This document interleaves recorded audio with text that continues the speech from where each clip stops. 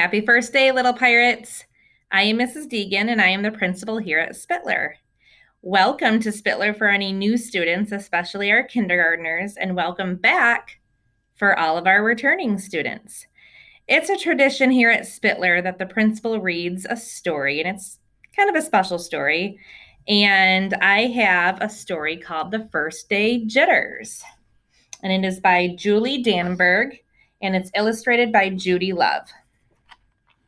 The First Day Jitters.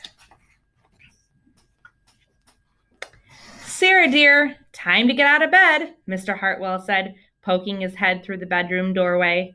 You don't want to miss the first day at your new school, do you?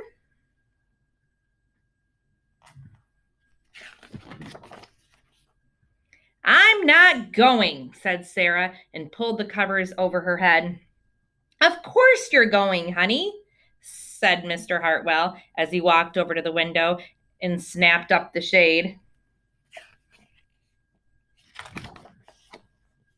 No, I'm not. I don't want to start over again. I hate my new school, Sarah said. She tunneled down to the end of her bed. And Dad's thinking, oh my goodness.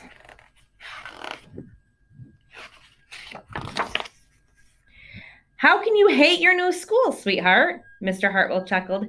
You've never been there before. Don't worry, you liked your other school. You'll like this one. Besides, just think of all the new friends you'll meet. That's just it. I don't know anybody, and it will be hard, and I just hate it, that's all. What will everyone think if you aren't there? We told them you were coming.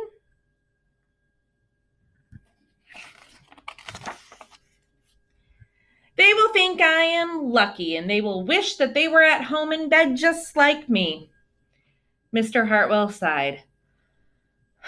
Sarah Jane Hartwell, I'm not playing this silly game 1 second longer. I'll see you downstairs in 5 minutes.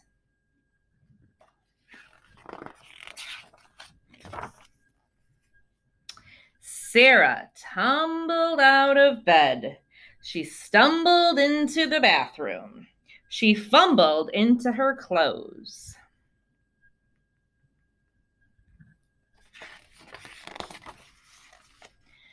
My head hurts, she moaned as she trudged into the kitchen. Mr. Hartwell handed Sarah a piece of toast and her lunchbox. They walked to the car. Sarah's hands were cold and clammy. They drove down the street. She couldn't breathe. Was she a little nervous? I think that's a normal feeling for the first day of school. I think some teachers and some staff get nervous sometimes too. And then they were there. I feel sick, said Sarah weakly. Nonsense, said Mr. Hartwell. You'll love your new school once you get started. Oh, look, there's your principal, Mrs. Burton. Sarah slumped down in her seat.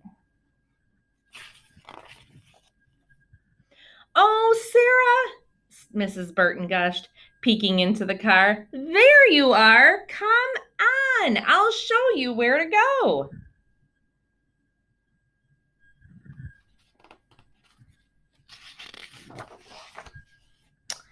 She led Sarah into the building and walked quickly through the crowded hallways.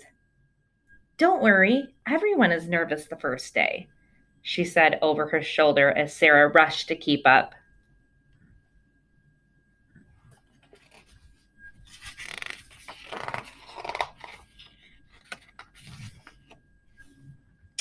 When they got to the classroom, most of the children were already in their seats.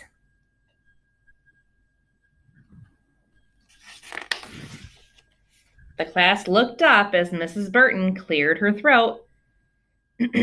Class, attention please, said Mrs. Burton. When the class was quiet, she led Sarah to the front of the room and said, Class, I would like you to meet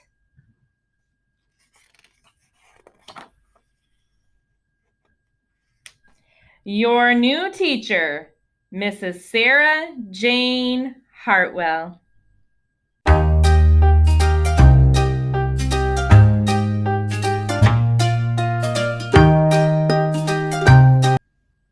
So, as you know, or as you can tell, we are called the Little Pirates here at Spittler, and you will learn the Little Pirates Code if you don't know it already. And so our whole entire school knows this code, and we follow this code. And so what it says is Hart Elementary students are safe, respectful, and take responsibility.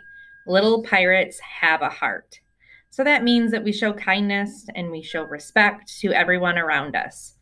And if you follow the Little Pirates Code, a lot of the staff members catch kiddos that are doing a great job with this, and they award them either with like pirate bucks or little hearts. And you can earn so many hearts to possibly get a book out of our book vending machine. We also have very cool prizes. And sometimes you can earn hearts for an extra recess or hat day. So please make sure that you follow the Little Pirates Code here at school. You can follow the Little Pirate Code doing many things. So for instance, in the hallway, you can be safe by always walking, facing forward, and then also staying to the right of in the hallway. You can be respectful by using a quiet voice, keeping your hands and feet to yourself, following directions and procedures, and if you have a locker, opening and closing those lockers quietly. And you can be responsible by keeping your area neat and organized and then going directly to your location. You can follow the Little Pirate Code also in the bathroom. So you can be safe by keeping your hands and feet to yourself, quietly waiting for your turn, and washing your hands with soap and water. You can be respectful by respecting others' privacy, using a quiet voice, and respecting bathroom property. That means not writing on anything in there, taking care of paper towels if you have them, or toilet paper. And then you can also be responsible by returning to class promptly. That means going back to your classroom right away. And only use when needed. So maybe a couple times a day. It doesn't have to be 6 or 7 times a day. And using a quiet voice. And the whole purpose of using the restroom, you go, you flush once, and you wash your hands really good, and then you go back to class.